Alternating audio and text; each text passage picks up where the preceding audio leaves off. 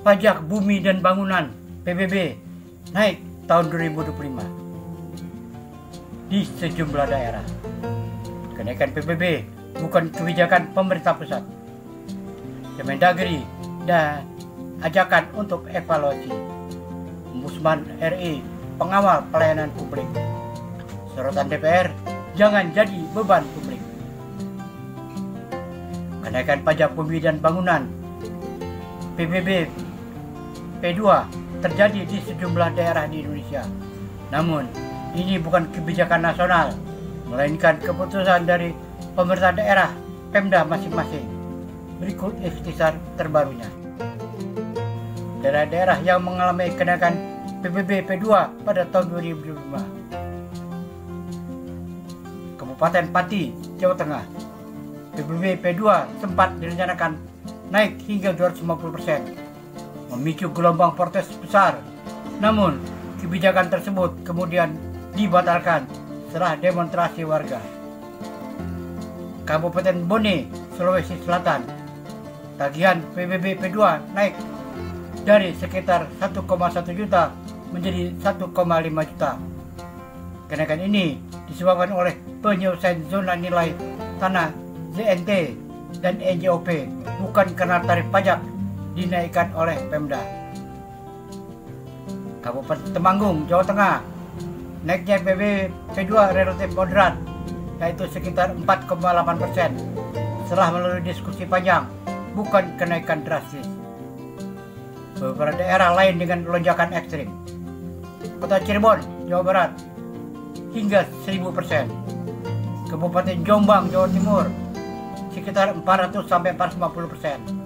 Kabupaten Semarang, Jawa Tengah, kenaikan lebih dari 400%, meski kemudian dibatalkan oleh Pemda setempat. Laporan Kemenhub Kemendagri. Dari data yang diterima Kemendagri, 104 daerah mengalami kenaikan PBB dan 20 diantaranya meningkat lebih dari 100%. Namun, hanya 5 daerah yang menerapkan kebijakan tahun 2025, yaitu Pati, Jombang, Cirebon, Semarang, dan Mojokerto. Jakarta. Peningkatan sangat minimal, hanya 5-10%, dan bahkan rumah dengan nilai di bawah 2 miliar dibebaskan dari PBB. Kenaikan PBB, apakah ini kebijakan pusat? Bukan. Pemerintah pusat menegaskan bahwa kenaikan PBB sepenuhnya merupakan kewenangan pemerintah daerah dan bukan akibat efisiensi anggaran dari pusat. Wamen Dalam Negeri juga menyampaikan bahwa hanya 3 dari 20 daerah dengan kenaikan PBB lebih dari 100% yang menerapkannya di 2025. Sisanya merupakan kelanjutan kebijakan sebelumnya. Kesimpulan singkat.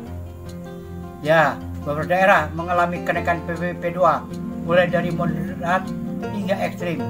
Namun kenaikan ini tidak seragam serta dipicu oleh Pemda masing-masing, bukan keputusan dari pemerintah pusat.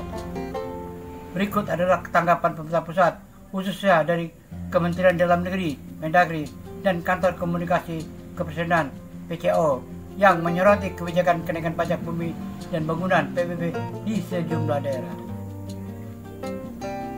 1. Surat edaran dari Kemendagri dan ajakan untuk evaluasi.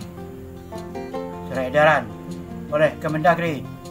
Wakil Menteri Dalam Negeri Bima Arya menyampaikan bahwa Kemendagri telah menerbitkan surat edaran kepada seluruh kepala daerah agar melakukan kajian mendalam dan evaluasi ulang sebelum menerapkan kenaikan PBB. Kenaikan sebaiknya bersifat bertahap dan sesuai kondisi masyarakat setempat. Tidak bisa dilakukan secara instan dan berat, apalagi tanpa melibatkan DPRD dan komunitas wajib pajak. 2. Arahan Mendagri Tito, utamakan sosial ekonomi dan transparansi. Kebijakan yang tidak memberatkan masyarakat. Mendagri Tito Karnavian menegaskan bahwa setiap kenaikan NJOP dan PBB harus disesuaikan dengan kemampuan ekonomi masyarakat, serta disampaikan melalui mekanisme yang transparan. Jika situasi sosial ekonomi tidak mendukung, kepala daerah dapat menunda atau membatalkan kebijakan tersebut. Tugas pengawasan bukan pembatalan langsung.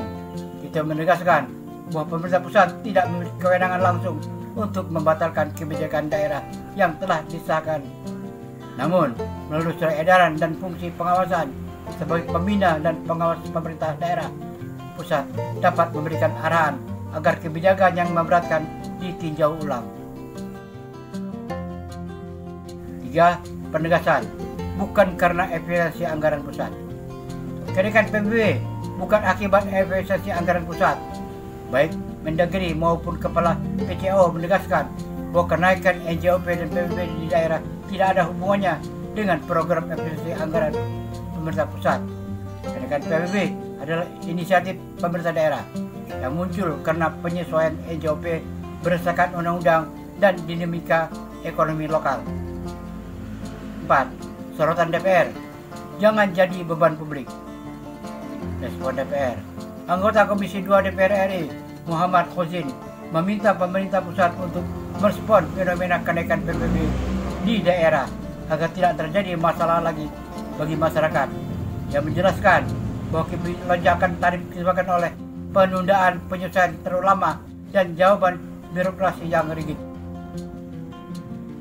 Secara keseluruhan, pemerintah pusat merespon kenaikan PBB dengan mendorong evaluasi dan memperingatkan agar kebijakan ini tidak membebani warga. Meskipun tidak memiliki kewenangan membatalkan secara langsung, pusat tetap aktif memberikan arahan dan pengawasan sesuai dengan ketentuan undang-undang. Berikut tanggapan dari lembaga-lembaga lain serta bagaimana beberapa pemerintah daerah merespon arahan pusat terkait kenaikan PBB. 1. Ombudsman RI, pengawal pelayanan publik. Palembang. Temuan maladministrasi. Ombudsman Sumatera Selatan menemukan bahwa pemerintah Kota Palembang tidak melibatkan DPRD dan minim melakukan sosialisasi terkait peningkatan PBB, melanggar prinsip administrasi pemerintahan yang baik. Langkah korektif dan rekomendasi. Ombudsman meminta Pemkot membatalkan kenaikan PBB dan mengevaluasi ulang kebijakan serta membebaskan untuk ratusan ribu wajib pajak. Wali Kota kemudian merespon dengan menyatakan akan berkonsultasi dengan DPRD dan mempertimbangkan stimulus bagi masyarakat. Kabupaten Bungo, Jambi. Pelayanan kelewat batas waktu. Ombudsman RI menemukan maladministrasi atas penundaan penerbitan SPPT PBB P2 untuk 113 bidang tanah. Mereka merekomendasikan agar penerbitan segera dilakukan dan meminta Bupati Bungo melakukan tindak lanjutnya dalam 60 hari.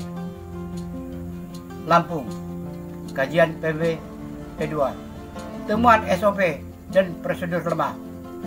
Ombudsman Lampung mencatat 6 masalah tata kelola PBB P2 seperti belum adanya SOP pembayaran dan surat tanda terima, sistem borongan, hingga kesalahan data SPPT. Bupati Pesawahan dan Lampung Timur mengapresiasi temuan dan berkomitmen menindaklanjuti saran perbaikan.